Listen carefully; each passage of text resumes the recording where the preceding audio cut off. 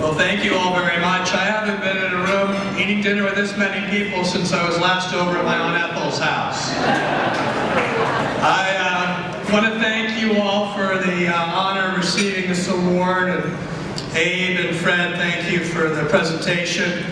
To President Preckwinkle, thank you for your leadership here in Cook County, and thank you for your work bringing mental health into our juvenile justice system and making a priority of helping to reach out to those who, and most of the shadows, because of the stigma that exists for those who are suffering from these illnesses. Thank you to the foundation, and it's exciting to see so many people turn out to support such a good cause tonight. So I really appreciate all of what you all are doing here this evening. You know, it's said that I am the leader, you know, nationally on this movement for mental health and addiction. And that should tell you how bad it is out there that I actually get to be the guy.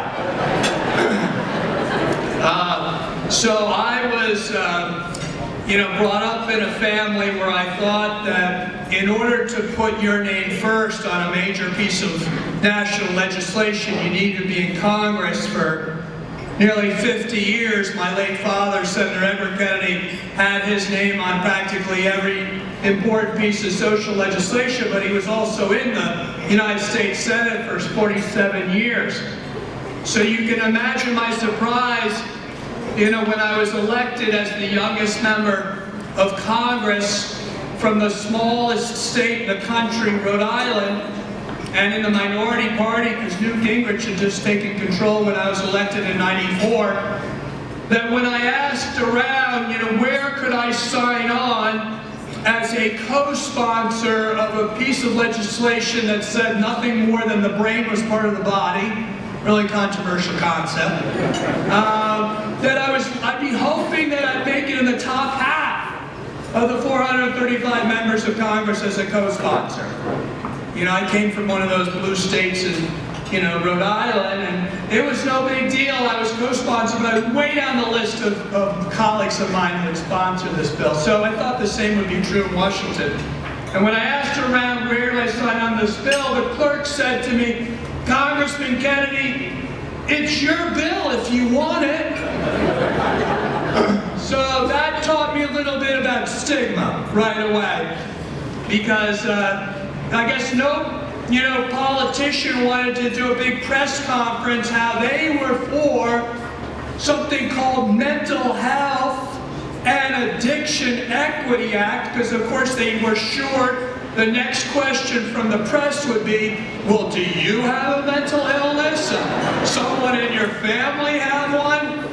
And of course the answers could be any number of ones. That could be yes, in which case there'd be 10 more questions on what medications you were on and when was the last time you were hospitalized, or no, in which case the media would think you were lying to them. So you were kind of, but I had the good fortune, because I was from such a famous family, when I went to treatment at the age of 17, the guy that I was in treatment with sold his story for $10,000 to the National Enquirer, basically meaning that, you know, my secret was out.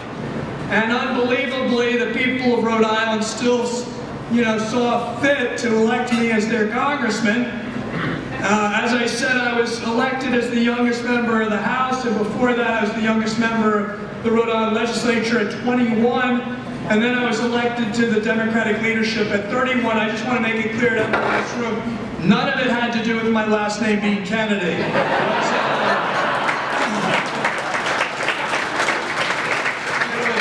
It was all my good looks and personality that got me so far. So the real amazing thing for me was that I got to work on this parity law with my late father. He took over for the late Paul Wellstone, who died tragically in a plane crash. And my dad was chairman of the committee and decided to put his name first, which meant that we had an interesting dilemma. And that was that the issue that all of us in our family had never discussed my mother's debilitating alcoholism and depression, my father's self-medicating because of his post-traumatic stress disorder, having watched his brothers get violently murdered, that we never discussed any of this, but that the first time we discussed mental health and addiction would be over the congressional bargaining table, trying to hammer out which version of the parity law we would pass, the Senate version, which only covered biologically based disorders, or the House version, which covered everything that affected my family. And the irony is, my dad ultimately helped me get the House version passed, and it was done because my dad told me to go work with Chris Dodd, who was his pal. Dr. Shannon, I know you don't know any of this, all the Irish, you know, Dodd and Kennedy, you know, all these folks hang out together, you know. So Chris Dodd, I said to Chris, you know, you're taking the place of my dad on the committee since my dad was convalescing at home.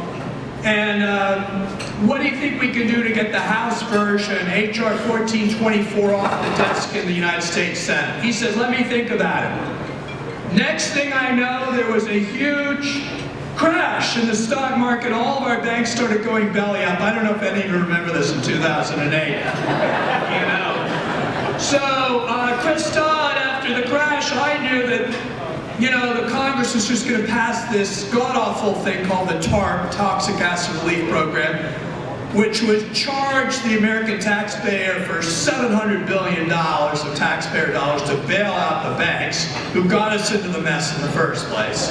Not a thing that most politicians want to vote for. Anyway, Chris Dodd came back to me and said, Patrick, I got an idea for you. He said, you know, I'm standing in for your dad on the health committee, but you may know that I'm also chairman of the banking committee. I said, of course, Chris, I knew that. And he said, well, I have the ability to take and write in to your H.R. 1424 the whole $700 billion toxic acid relief program. If you don't mind, I'll just amend your Mental Health Parity and Addiction Equity Act to include the largest federal bailout in American history. That's how we got things done. It's almost as clever as President Preckwinkle when she tries to get one of her issues put through. But seriously, it illustrates the point that mental health and addiction equity wasn't passed because everybody woke up one day and thought, wouldn't it be great if we covered people for these important illnesses that, frankly, every American family faces. It was because we had some good people work behind the scenes to help us get it passed. Which means that we're still not incorporating mental health into overall health.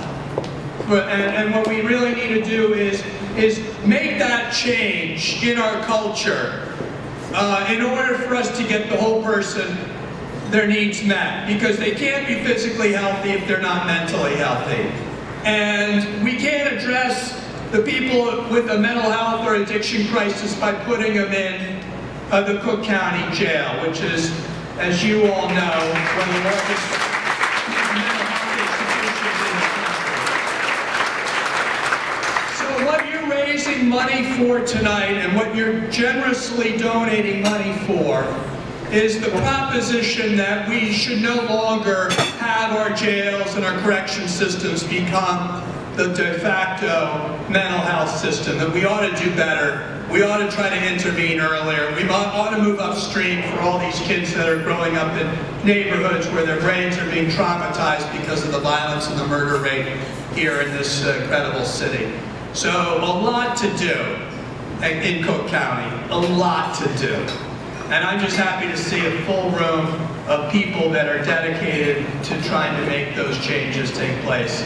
And I thank you for the honor of this award. And I know from what she did in her life, Ruth was a big champion for community health care.